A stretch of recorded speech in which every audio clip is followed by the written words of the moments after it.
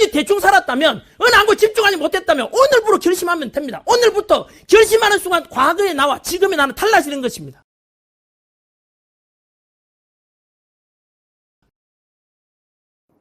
인생 살다 보면 하늘이 노랗게 보이고 진짜 머리가 하얗게 되고 눈앞이 캄캄하게 될 때가 있습니다. 내가 기대했던 시험에 떨어지거나 또는 내가 예기치 않은 일을 당하게 되거나 그럴 때 참 믿고 의지했던 것이 사라지게 되면은 참 힘들 때도 많습니다.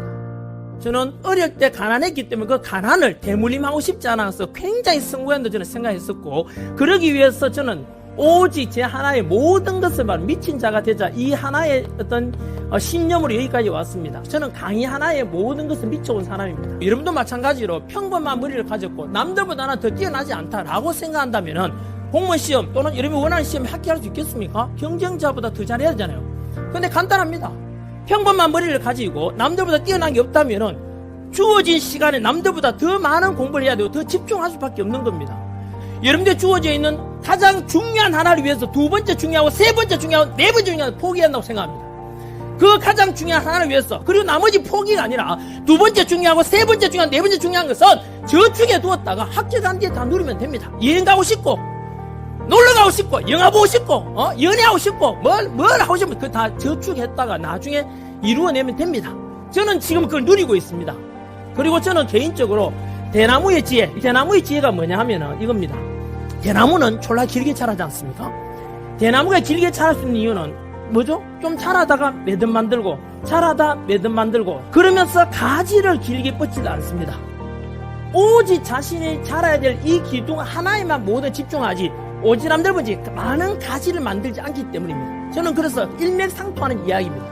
미친 자라는 것은 아까 말씀드린 대로 자기가 이루고자 하는 가장 중요한 하나를 이루기 위해서 두 번째 중요하고 세 번째 중요하고 포기하는 것처럼 대나무가 주는 지혜가 바로 그겁니다. 친구 만날 거 다 만나고 잠잘 거 다 자고 부모님께 할 때 다 언제 합니까? 여러분들에게 효도도 마찬가지로 여러분들이 지금 효도하고 싶죠? 부모님께 지금 나이 들었는데 부모님께 용돈 받아와서 공부해야 되고 면이 안 쓰지 않습니까? 그렇다고 해서 뭐 어버이날 카네이션 달아드리고 그게 또 자주잖아. 그게 효도인 줄 압니까? 아닙니다. 효도도 때에 따라서 달라요. 저는 지금은 우리 어머니께 매일 전화 드립니다. 우리 어머니 계시니까. 전에는 제가 바닥에 있을 때는 우리 어머니께 전화를 안 하는 것이 효도였습니다. 사실은 제가 중간에 수능 강사하다가 사실은 출판사도 하고 학원 사업을 해서 말아먹었어요. 거기서 제 재산, 그때 번 돈을 학원 경영에다 다 쏟아부어가지고 결국은 재산만 날아간 게 아니라 빚더미 25억의 빚을 지게 돼요. 여러분, 한 개인의 빚이 25억이라는 게 결코 적은 돈이 아니잖아요. 신용불량 생활을 10년 가까이 했습니다. 월세 생활도 졸라 오래 했습니다. 잘 나가다가 엎어지고 나니까 주변에서는 전부 다 막 안 좋은 이야기들 많이 하고 다니죠. 그때 제가 바닥에 떨어졌을 때 신용불량 생활하고 월세 생활하고 차도 다 날아가고 아무것도 없었습니다.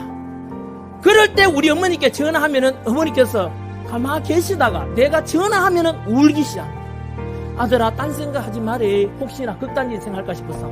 아들아, 네 힘든 것도 다 네 소중한 삶의 일부니까 제발 극단적인 생각하면 안 된대. 알았지? 그리고 내가 전화하면 아들아 미안하다. 네가 잘난 엄마 아버지 만났으면 이곳에 아니 될 건데 엄마 아버지가 물려줄 게 하나도 없고 네 힘든데 재산 하나도 못 대주어서 너무 미안하다. 울기 시작합니다.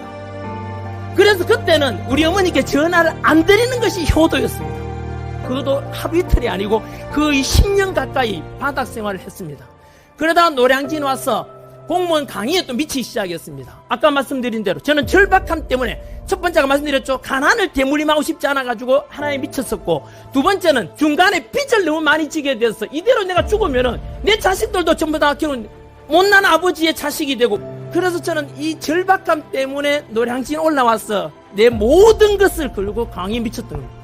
내한테 주어져 있는 모든 에너지와 시간과 열정을 강의 하나 그리고 교재 집필 하나에서 어떻게 하면 이들을 단기간에 합격시켜주고 어떻게 하면 내 수업 듣는 애들 합격시키겠다, 성공시키겠다. 그러다 보니까 제가 수험생들한테도 굉장히 세게 요구하죠.